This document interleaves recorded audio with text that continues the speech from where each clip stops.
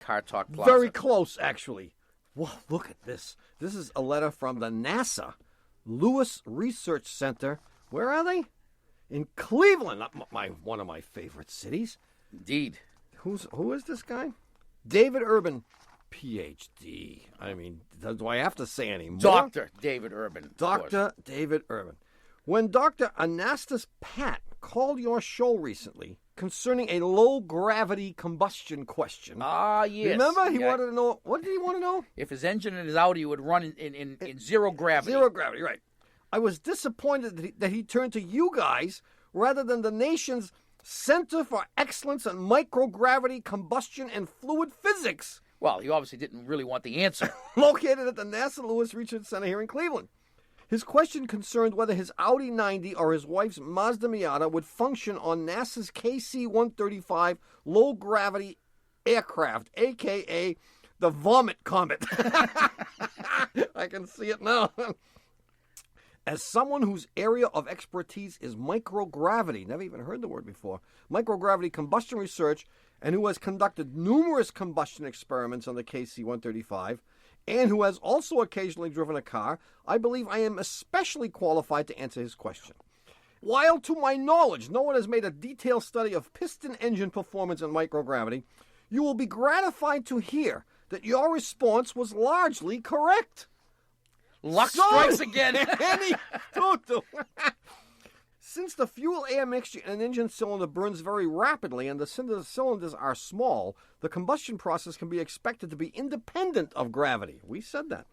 If this were not the case, aircraft piston engines would perform poorly during acrobatic maneuvers. As you two astutely, parenthesis, or was it accidentally? See, this guy foresaw everything we said here. Surmised, the combustion process and the injectors can be expected to perform acceptably. However, as only Tom seemed to understand, parenthesis, how unusual, almost all other fluid systems will fail. Yeah.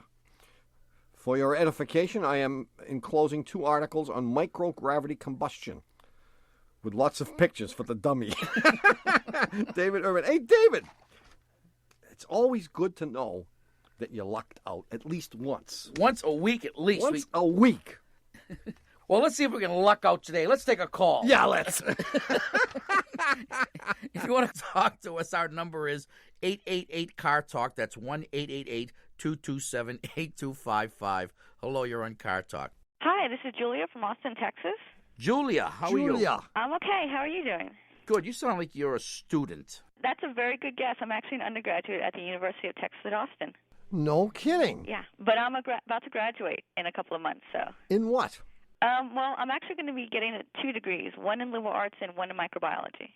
And how do you plan to integrate these 2 fields of endeavor? Says who? Well, I'm going to med school, and when I graduate, I'd like to go into public health research. And have you gotten into medical school already? Yes, I'm actually going to be going to Southwestern this fall. Excellent. Excellent. Very good. I've had this pain in my back. No, I've had the pain, and it's from you. Hey, I'm asking you questions. If you ever need any medical questions in the future, give me a call. Oh, yeah. By all means. I just thought of a great show idea. If a chiropractor was doing a show, it could be called Back Talk. Hey. You get it? Yeah. Do you get it? It's Yeah. a million It's $1 million idea. Another $1 million idea down the You tubes. should patent that one, definitely. I hope nobody Back heard it Talk. because somebody might steal the idea. Oh, man. Anyway, Julia, we've killed 2 minutes of your allotted 3. So What's up? Okay. what can we do? My parents just bought me a Nissan Sentra. How nice of them. Yeah, I'm so happy to have it. But the thing is that this is my first car. I realize that owning a car is just a huge, huge responsibility, and I know nothing about cars.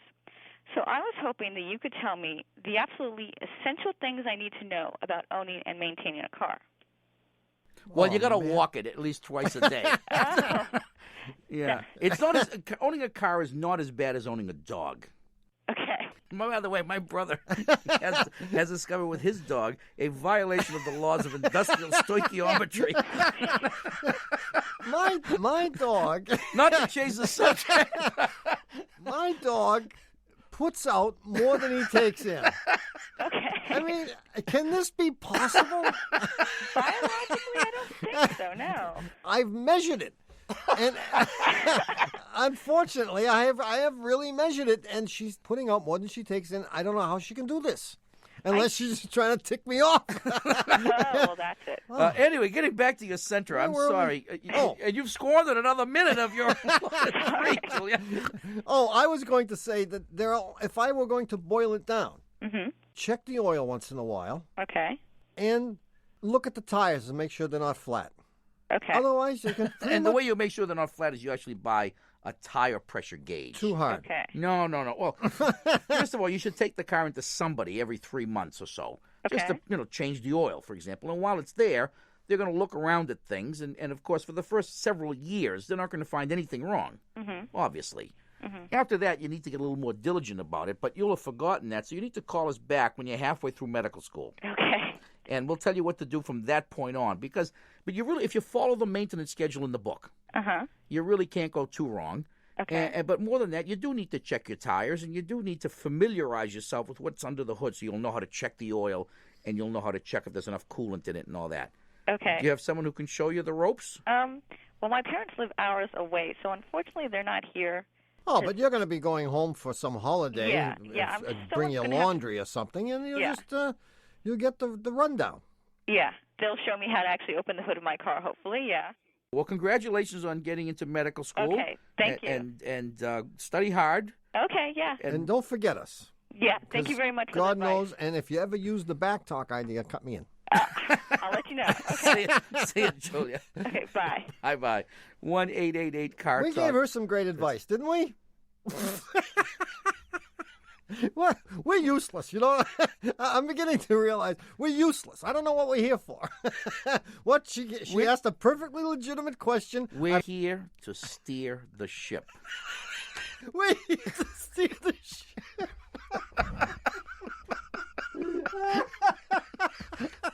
I like it. I don't get it, but I like it. No, we directed her to her father. That's He's going to tell her. Exactly. He's going to have that. He's going to put his arm around her shoulder and say, Julia, it's time you learned about cars. Yeah. So that's all we have to do. We facts have to of life. direct people to the answers. You can't give the answers all the time. Yeah. And I realize there's a great risk in giving answers. You could be wrong. Oh, God. 1-888-CAR-TALK. That's 888-227-8255. Hello, you're on Ship Talk. Yeah, my name is Richard from New Orleans. How you doing, Richard? Oh, pretty good. What's happening? Well, I've got a 78 Toyota Land Cruiser. My wife has named it Bam Bam. Yeah. And it backfires, and you're driving it down the street, and it kind of hesitates, and then it backfires. And the problem is when it backfires, it's like a tank going off. It shoots flames, which is kind of alarming to my neighbors and people walking down the street and so forth. And does it always backfire when you're accelerating? No, because you can take your foot off the gas and just kind of be cruising, and the engine will start kind of hesitating. So it gives you a warning, and then it backfires. Do you know if this thing has an air pump on the motor? No, I do know it used to be a California emissions vehicle. Bingo. And all that stuff was clipped off. Oh. Not by me. No, but... Of course not. But you've owned it for a long enough time so that it didn't do this with all this stuff disconnected. Now it's doing it. Right. I've had it about 5 years, and for the first 2 or 3 years, it didn't do this. Man. So how was Mardi Gras this year? Great. I remember, this may help you. When we were kids, we used to do a kind of a fun thing. Yeah, it was fun for us. And we used to drive through the at the time, the Sumner Tunnel here in Boston, which was a 2-lane tunnel. One lane led from Boston to East Boston under the channel. Yeah, directly north. And it take you directly north to East Boston, and would eventually take you to Logan Airport. And this tunnel was, I don't know, is still there. I don't know, mile and a half long. It's pretty long. Yeah. And when we were in the tunnel, which was partially downhill, we would turn the ignition switch off for a second or two, and then turn it back on. and scare the hell out of 10 guys behind the you. result would be the biggest explosion and ball of fire coming out of your tailpipe. Because what would happen is while you had the key off, the pistons were still going up and down and sucking gasoline into the cylinders. And, of course, the exhaust valves are opening and pushing that unburned gas into the exhaust system. So now when you got the key off, you're filling up the cylinders and the exhaust system with unburned gas. Isn't that great? And as soon as you turn the key back on and that first spark occurred, you would ignite not only the fuel in the cylinders, which is what's supposed to happen, but a lot of that gasoline that was trapped in that confining exhaust system, and you would create a significant explosion. And it may be then that you have a fault with your ignition system. Even a bad switch could cause this. But I would think it'd be more likely would be intermittent spark, and that's why you feel it beginning to miss. Exactly. When you have the little miss, that's the equivalent of, in my brother's example, turning off the ignition switch. Yeah, because it does lose. It's almost like suddenly, Yeah. You're all of a sudden you're pulling a boat or something. Right. I think this thing has an electronic ignition system. It has something called an igniter. Probably. I don't remember. I haven't worked on a 78 Land Cruiser in a while. But that would be the thing I'd be most likely to suspect. That's the igniter. I would just replace the igniter because no one's going to be able to figure out if it's any good because it's a transient problem, as we call it. Yeah, but you might want to look at the switch first. That's a lot cheaper and it may be easier to do. Excellent. But it is definitely, in my humble opinion, an ignition problem. Good luck, Richard. Thank you much, guys. See ya. Bye-bye. Bye-bye. 1-888-CAR-TALK. That's 888-227-8255. Got it. Hello, you're on Car Talk. Hi. Hi. Who's this? Sydney from Los Angeles. Sydney. Is the second letter an I or a Y? It's a Y. It's just like Australia. So anyway, Sydney, what's up? I've got a 1989 Mitsubishi Montero, and it has this squeak, which sounds kind of like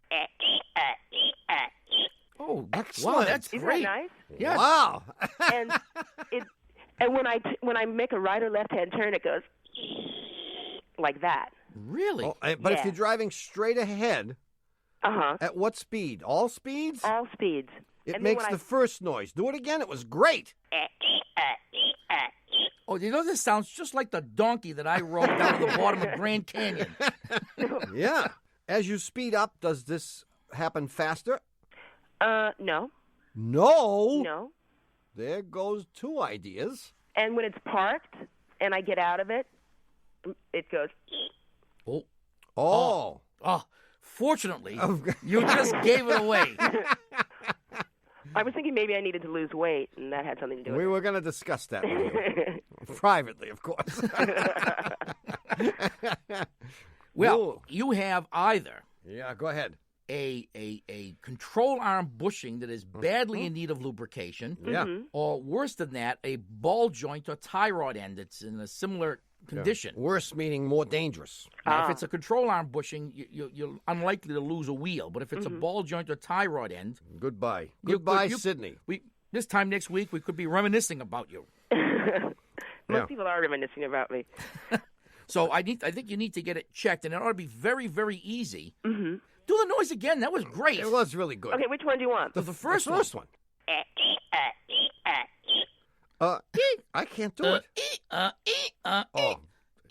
You're a poor second. Rank amateur. Rank amateur. Sydney. Rank Well, she's been amateur. listening to it for weeks. I've been I mean, listening what's to it happening for- is as the vehicle bounces up and down on the road as you drive, either the control arm bushings or a ball joint or a tie rod end is moving, obviously, and it's either worn out, broken, or whatever, or just simply needing lubrication. Has the vehicle sat for a long period of time without being driven? Yes. Ha! And then Boy, now if I had asked that question First, then you'd have looked good. I could have looked smart. Yeah, but you didn't. Yeah. And I think what did it is moisture got in there. Although I understand there's not much moisture in Los Angeles, but whatever. I think moisture got into one of the control arm bushings and it rusted it. And it may be that you have to replace it. But sometimes there are penetrating lubricants that can free this up and make the noise go away. I mean, the way they'll find it is one guy will get underneath the vehicle, and someone else a big, heavy 300-pound guy will bounce up and down on the fender, and the guy underneath will listen. And he'll feel. go, ooh, ah, ooh, ah. And you can actually feel where it's coming from. And they'll know in 2 minutes where it is, and they'll get the juice out of the can, and they'll start squirting everything, and it'll be gone. So this is trivial, Sydney. Trivial. But get it looked at soon, because it could be dangerous. I mean, trivial to find. If it were a bad ball joint, the wheel could fall off. So that's not trivial. Okay. Yeah, we'll have it looked at because it really could be dangerous, and we can't afford to lose any listeners. You're 1/6, 16% of our total listening audience. That's a lot. I feel so privileged. You are. You are. Can you do the noise one more time? Okay, one more time. Yeah. I love it. It's perfect, too, isn't it? It is. It's absolutely perfect. See you, Cindy. Thank you very much. Thanks for calling. Bye. Okay, now, Tommy, do you remember last week's puzzler? I didn't think so. It concerns early American history and statistics. Oh, I flunked statistics, and I never took early American history. Everywhere decide it's time to prune the family tree whenever they hear us say it. This is NPR. I'm Bob Boylan, host of NPR's All Songs Considered and creator of the Tiny Desk series. I have a message for unsigned musicians all across America. Enter the 2019 Tiny Desk contest for a chance to play your very own Tiny Desk concert. It'll change your life. So no matter what kind of music you make, we want to hear from you. Find out more at npr.org/tinydeskcontest. You have until Sunday, April 14th. Better hurry. Hi, we're back. You're listening to Car Talk with us, Click and Clack the Tapper Brothers, and we're here to talk, of course, about cars, car repair, and the answer to last week's puzzler. Yeah. And here it is. It has to do with early American history and statistics. That's what you said. Well, math, anyway. Okay. Statistics, I suppose, that branch of mathematics. Okay. I still have no idea what it is. Christopher from Atlanta writes, my friend Max says to me, I just read that 3 of the first 5 presidents of the United States died on the 4th of July. What do you think the odds of that happening are? I say, no idea. But I'll give you 10-1 odds that I can name at least one of the 3.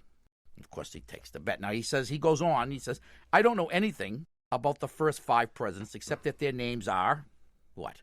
Who's the first? George Washington. There you go. Second. No idea. Adams. Adams. John Adams. Oh. Jefferson. Right. Tommy Jefferson was number 3. Yeah. Okay. George Jefferson. So I got George Washington. Madison. Right. Yeah. Dolly Madison. And Bill Monroe. In that order. Okay. Yeah, got it. How am I justified in offering my friend 10-1 odds when guessing randomly I have only a 3 in 5 chance of guessing correctly? So that's the question. What makes me so sure I can guess at least one of them on the first try? I think I preface this by saying this was for the kids in the audience. Kids, huh? Well, I think so. Kids are supposed to know this? Well, if it hadn't been Monroe, if Monroe hadn't been one of the 3, he was the 5th guy. Yeah. That's the guy he's guessing. Oh. If he hadn't been... Why would you have to say that? Why would you say 3 of the first 5? The thing would have said 3 of the first 4. Monroe must be one of them. Otherwise... Well, nothing. Well, he could be. Well, you could one of them. Well, you could have said 3 of the first 20. Exactly. Well, that would have been pretty stupid, wouldn't it? Well, sure, but 3 of the first 5, you could have said that just to obfuscate. I know. And it would be true. No, he says he read it someplace. And wherever he read it would have said 3 of the first 4 if Monroe weren't among them. Yeah, you're right. Of course. Don't try to cloud the issue. Yeah. Jeez, I think... Yeah. He read it somewhere. If he read it somewhere. But if I were trying to trick you... As you always are. I mean, that would be a great way to trick you. I could have said 3 of the first 7.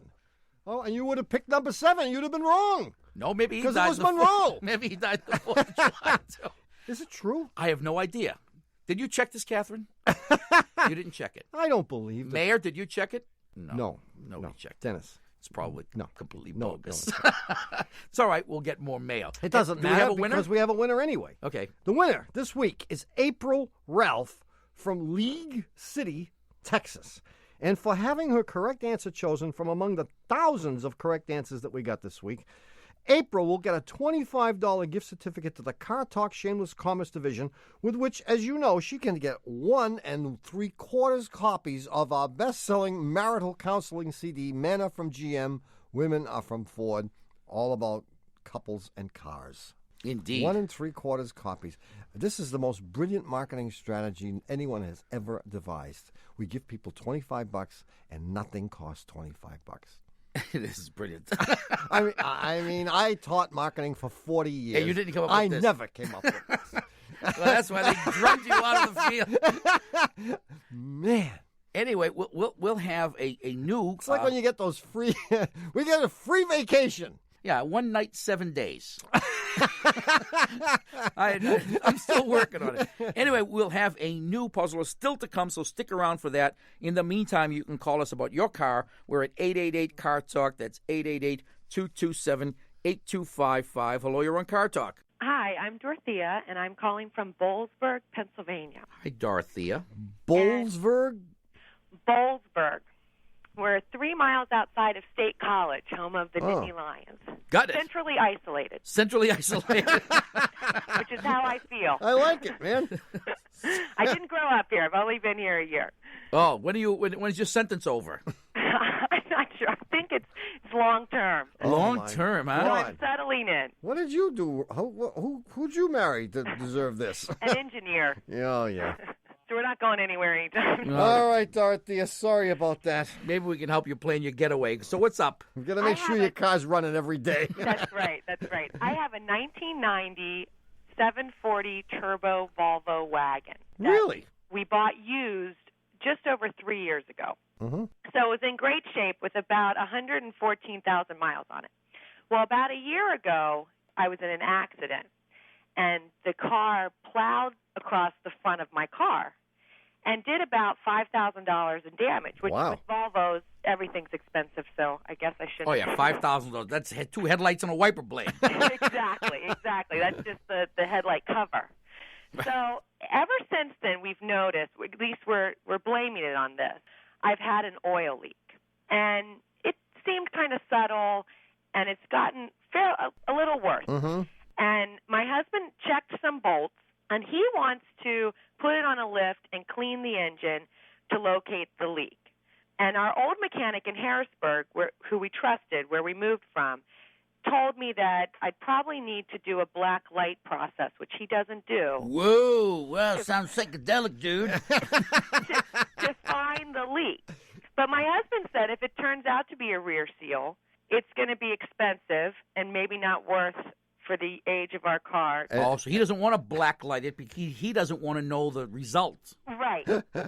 Now, I feel like if it happened since the accident, then if it's the place who fixed its fault. You can forget about that strategy. I don't think the accident caused the oil leak. No? And if it did, you'd never prove it. No, you can forget about that completely. Unless the block is cracked, for example. Yeah, Right. but it's unlikely. But your husband is unnecessarily alarmed because he has in his mind the words rear main seal, which is the absolute worst case possible scenario. place that the oil could be leaking from. But there are dozens, if not more, other places the oil could be leaking from, which are far more innocuous and less expensive to fix. Okay. Yeah. And there are a few places that are likely candidates. The valve cover and cam seal was one place. The front seals, the crank and cam seals, are another place. The rear main seal is yet a third place, except in most cases, the rear main seal hardly ever leaks on Volvos. Oh, really? Unless They something get called... smashed in the front. Right, by an accident. No, unless something called the flame trap is plugged. Flame trap. Yeah. So have them check the flame. And it may be just coincidental. At least that's what we always tell our customers when they complain. You're not going to believe it, but this is purely coincidental. I'm going to go in there with my list and say, this is what Click and Clack said. Ask them to check the flame trap. If they're not familiar with Volvos, they won't know what the flame trap is. Okay. But if that is plugged up, it'll cause any of the seals to leak, but first it causes the rear main seal to leak. And we've had instances where we've replaced a plugged flame trap and the leak has gone to zero. Oh, really? Pray for the valve cover gasket. The valve cover gasket. Or the flame trap. Or the flame Yeah. trap. Thank See you. you, Dorothea. Bye. Bye-bye. 1-888-CAR-TALK. That's 888-227-8255. Hello, you're on Car Talk. Hi, this is Barry from down in Tampa. Barry. Hey, how you doing? Good. So what's up, man? I sort of missed where the road started and the ditch started Uh-huh. at the edge of the road, and I managed to completely submerge the engine compartment on the car. Oh. Did you really? This is some ditch. I did. It's Florida. We have big ditches here. This is Lake Ditch. Yeah. So you actually... Were you inebriated or No. otherwise impaired? I have no good stories like that to go with it. I was on my way to do the laundry. No, you're always going to have a story. You just barely hit the ditch. An alligator grabbed your tire. grabbed out and pulled you down. Oh, no, it's too late now. You probably didn't even put a claim in. I wish I had, like I said, if I had a good story, this would all be... Well, you should have called us first. So the entire front of the car is down in the ditch, and you didn't even get wet? Or you did? My feet got wet. Your feet got wet, yeah. The angle it was at, it filled up the floorboards. I got it. In the car, but I actually didn't get to the seat of the car. It was steep angled. Okay, I got the picture. I got it. I get the whole scenario. After my mechanic drained about 8 gallons of water out of everything, I actually thought it was running a little bit smoother than it had been before I doused it. Really? And he told me one of his secrets when an engine's running rough is to sprinkle water in it. Is that, he pulls off a small vacuum tube, pulls in a little bit of water. Yeah. And I was wondering if that's like something my mechanic has in his own mind or if that's true. It's a well-known fact. In fact, there are devices which you can actually buy to put water into the engine as you're driving for this and other reasons. Well, they're used primarily in diesel engines. What the water does is it helps to bust up carbon deposits. Mm-hmm. So that as you put water into the engine, it will loosen up carbon. But you wouldn't want to put it in like gallons. No, you'd the want 8 to put gallons a mist. I think was a little over. The 8 gallons was a lot. Yeah.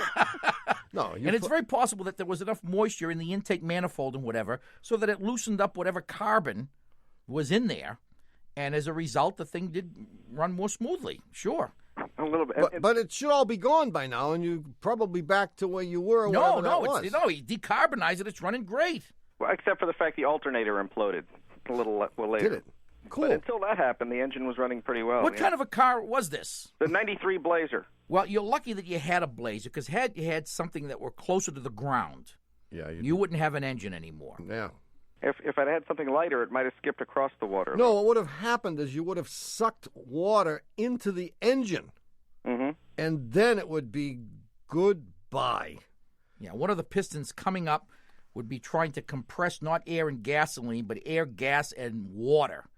And you would have bent the crankshaft and busted pistons and connecting rods and blown cylinder head gaskets. I mean, nothing serious, mind you, but a few of those things would have happened. Yeah, so you were very lucky to have not sucked water into the engine.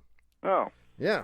So it is running better because you have decarbonized the engine. Okay. And he's right to a certain extent, and this is something you can do. I mean, we have used this from time to time in the shop, but now we have these expensive chemicals and this fancy machine that does it, so we don't do it for free anymore. We charge people. See you, Barry. Great. Thank you, guys. Thanks for your call. Take it easy. 1-888-CAR-TALK. That's 888-227-8255. Hello, you're on Car Talk. Hi, this is Laraine in St. Louis. Hi, Laraine. Laraine with an O or an A? With an A. I'm probably one of the only people around with an A. Really? But my mom couldn't spell. So what's up?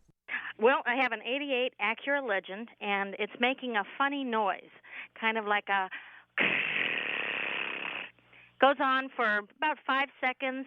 If I apply the brake, it usually stops, but not always.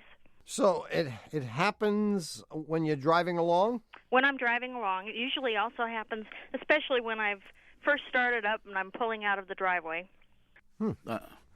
St. Louis, huh? Gotcha. So let me get this right. You pull out of the driveway, you begin to hear this, what I have to describe as a scraping noise? Well, not so much as scraping. A rattling. Kind of like if you put a baseball card in the put spokes of a under bicycle. the spokes of your bicycle. That's right. And as soon as you touch the brakes? Yeah, pretty much so. But not always. It doesn't always stop when I touch the brakes. Oh, really? Well, it doesn't always stop when you... It's these little words, Oh, my brother's passing a brainstorm. If we could just chop out certain words, then life would be so simple. It doesn't always stop when you step on the brakes? No. All right. Well, then but Where'd you get this number? This is bakeacake.com. Yes, it is. Well, I do have one other clue on this. Good. We need all the It clues. was, I started noticing this in about October, and it was just really bad throughout the winter. And now that the weather is perked up a little and temperatures have come up, I'm not hearing it as frequently. Oh. Where do you think this noise is coming from? Well, inside the engine compartment. Very close to you? No, it actually sounds like it's probably about 3 feet forward of me. Oh, shut up.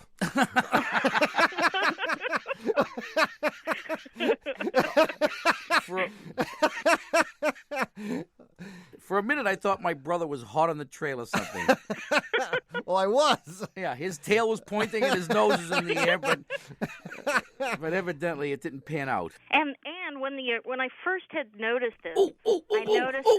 Wait! Is it more likely to happen when you have the defroster on? No, no. I'm going to ask you one more time, Laraine. Is it more likely to happen when you have the defroster on? Do you know the penalties for perjury? Well, here's what I thought it could be. It could be a bad air conditioner compressor. That's 3 feet. The distance is right. I'm going for distance, that's all. It's a geographical oddity. I'm going for distance only. I was going for sound. No. I was going for sound. Too many possibilities. Distance is good. And I mean, in the winter, when the weather was not as friendly as you say, then I suspect that you had the heater on all the time, and therefore the blower motor was running and the all defroster. the time. And the defroster. And now that you said the weather has perked up a little bit, you've probably turned off the fan.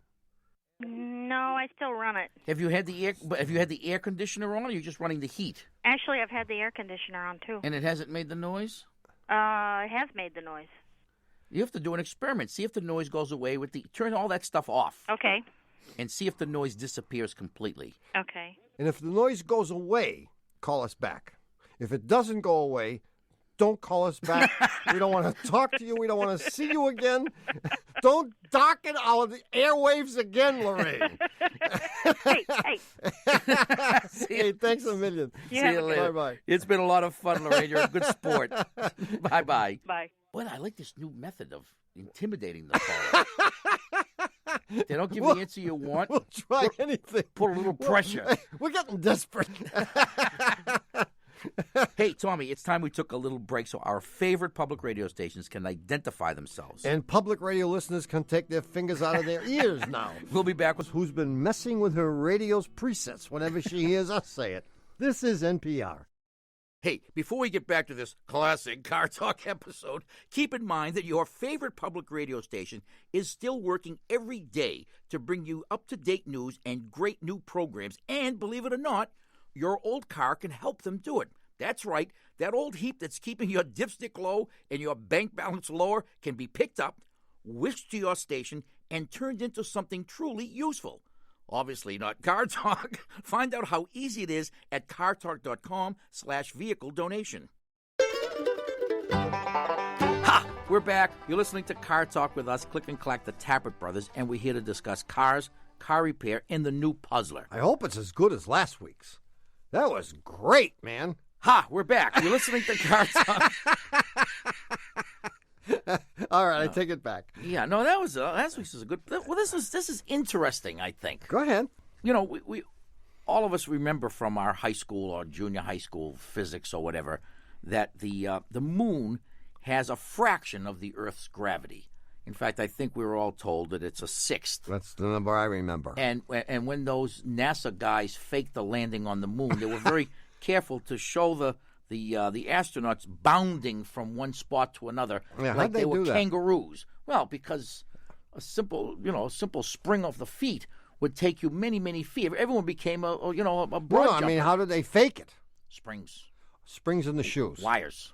And wires, invisible wires. Hey, you never seen Peter Pan? So, if, for example, if you had a bathroom scale, right, and you put your 600-pound Bengal... Mother-in-law. I knew you were going to say that. If you put...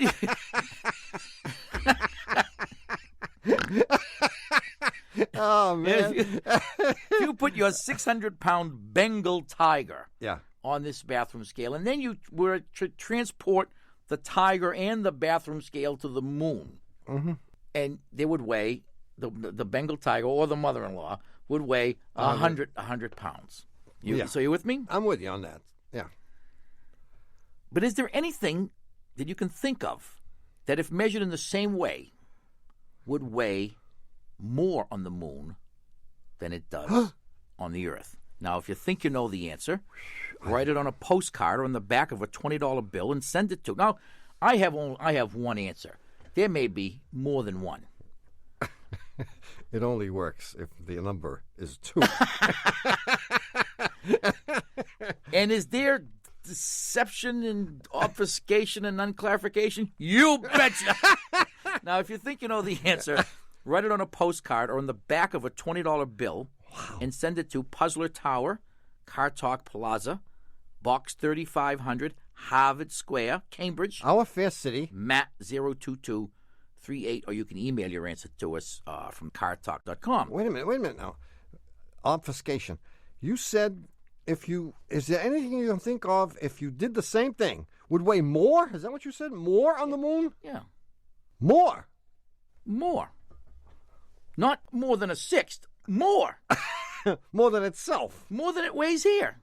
Yeah. I got it. You with me? Yes. All right. Wow. Anyway, if you have a question about your car... As my mother would say, what are you, crazy? If you have a question about your car or anything, we don't really care. I'm ready to talk about movie reviews, anything. Yeah, how about a Del H? A Del H, that was great.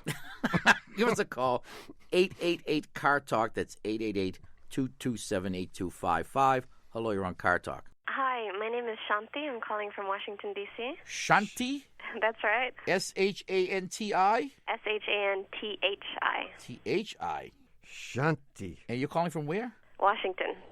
Are you a politician or a lawyer? No, not at all. Are you related to a politician or a lawyer?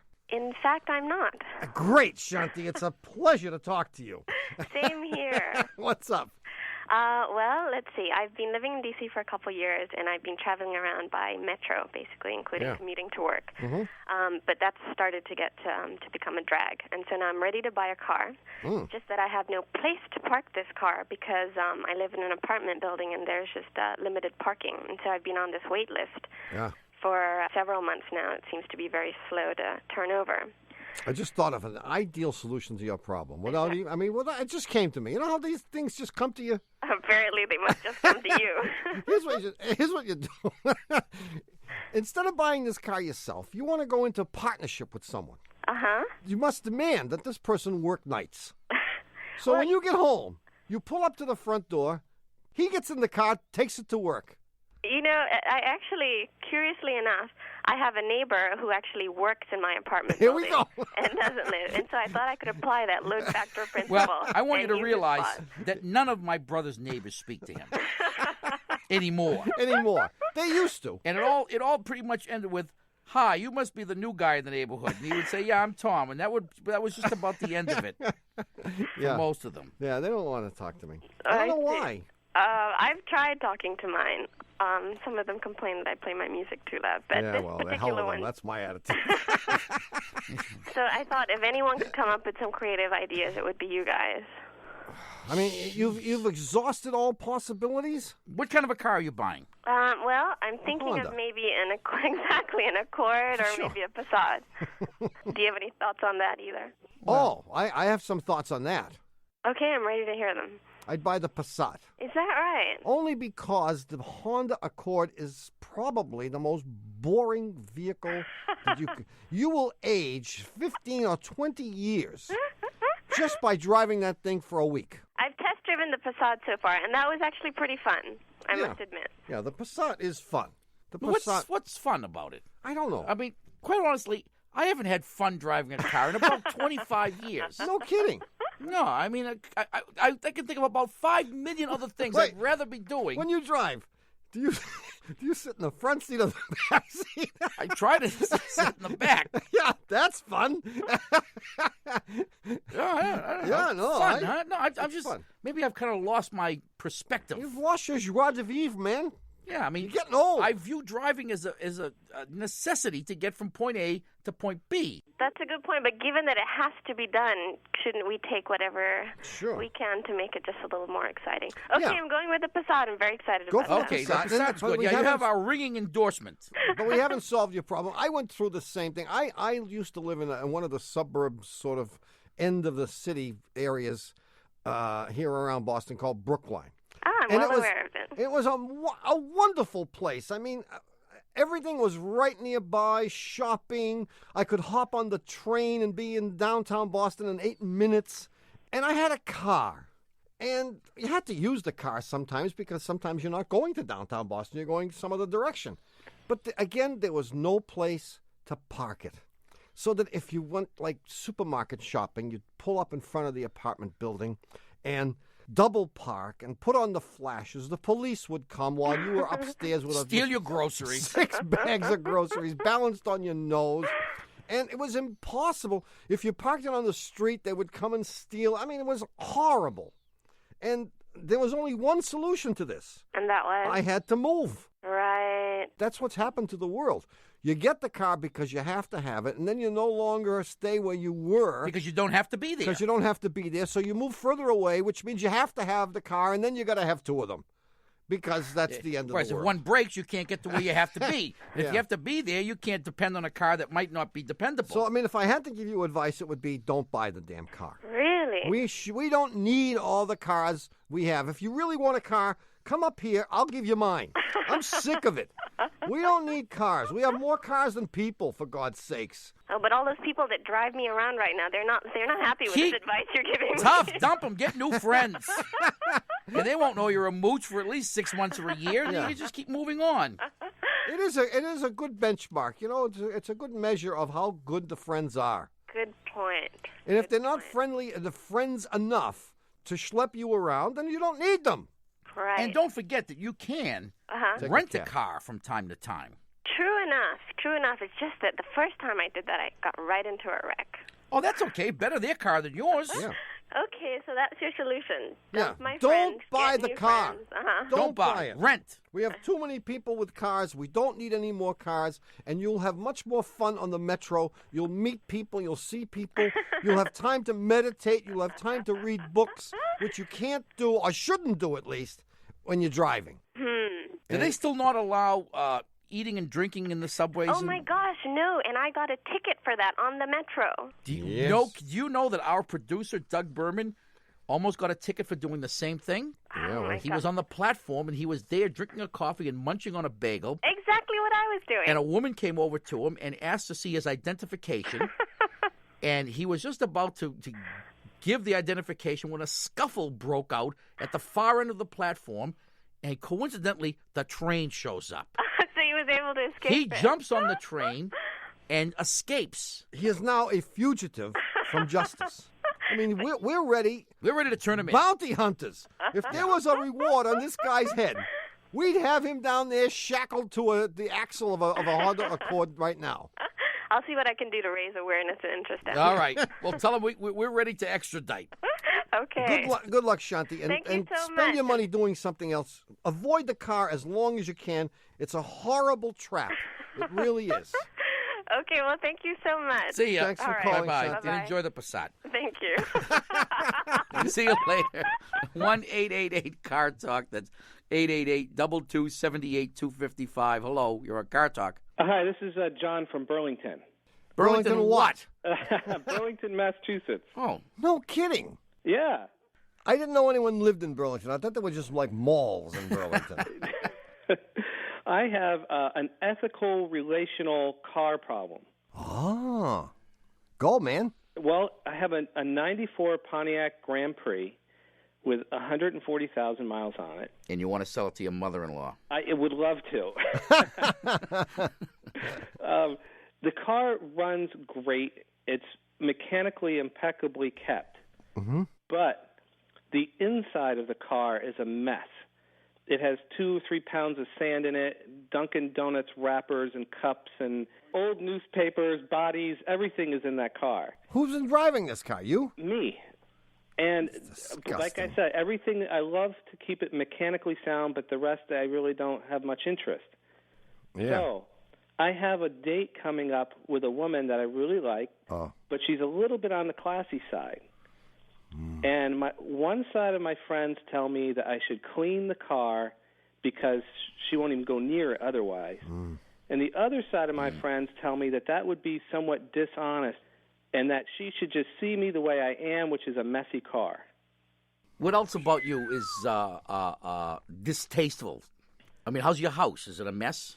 It's kind of the same. I keep it neat, but not real clean, but mechanically everything is attended to. So your refrigerator works, but you don't clean the refrigerator. No. How old are you, John? 38. You have not been married? No. Do anything. Yeah. Do whatever it takes. Yeah. Sell the car. Rent the car. Move out. Yeah. Rent another apartment for the weekend. I mean, this is a real dilemma. Yeah. Man. Well, I mean, it's a dilemma, except we guys. We know what we all do. Yeah, we sure do. We would all do the same thing. Yeah. We'd fumigate the car, clean up the house, and take 3 showers, and we would do anything to make an impression on this classy woman. Anything. Yeah, this may be your last chance. It might be. On a more important note. And sooner or later, she will find out that you misrepresented, but by then, it may be all over right, anyway. It may be too late for her to dump you. So that's kind of a strategy. How's the hair doing? You got hair? I got good hair. Huh. You got a lot of it? Lots of it. I mean, I've got good hair where I got it, but but I don't have enough of it. So you have good quantity and quality. Yes. How's the physique? Medium, I'm a 38-year-old guy. Average, your average guy. How did you Would you describe yourself as cuddly? That's good. A little bit less than cuddly, but a little bit more than svelte. When was the last date? I met her at church last week and went to dinner. Oh, no, I mean, before her, when was the last date? Oh, my God. Tell us, what administration? Like Eisenhower? Nixon? I used to like Reagan. I thought he was the great president. So when you went out last week, you didn't drive? No, I met her at the restaurant. Good thinking. Yeah. What does she drive? A Lexus. Oh, you're done for. You're done for. Really? And it's probably neat as a pin, I mean, it is an ethical dilemma. There's no question about it, but you know what you have to do, and you can tell all your friends. Right. I got your ethics right. You have to lie, and lie. Yeah. Lie. You got it? It's my strategy is to get the deal done, and then she'll find out. She's going to find out anyway. That's right. But she ought to have a chance to see your good qualities first. Oh, okay. Yeah. Because that will ameliorate the mess that's in your car. At some point, she'll be madly in love with you, and then you show her the car, and she'll say, "Oh my God!" But it'll be and too you'll late. and then she'll be able to laugh at it. Right.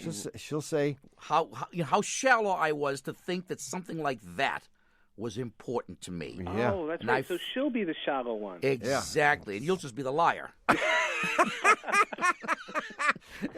Yeah, that's it. Great. Well, John, good luck, and you have to keep us posted. I will. No matter what the outcome, good, bad, or indifferent. We may even have you as a guest on Stump the Chumps. So be ready. Okay. Good luck. Thanks for the advice. advice. Remember, lie your butt off, man. Okay. Well, man. It happened again. You have squandered another perfectly good hour listening to Car Talk. Our esteemed producer is Doug the Subway Fugitive, not a slave to fashion, Bongo Boy Berman. Our associate producers are David the Calves of Belleville Green and Catherine Frau Blucher Fenolosa. Our web lackey is Doug the Old Gray Mare, assisted by Connie Bridgeford. Our theme music is by David Dog Grisman, and our technical, spiritual, and menu advisor, just back from his heroic storm-tossed circumnavigation of the Rob. They hear us say it. This is NPR.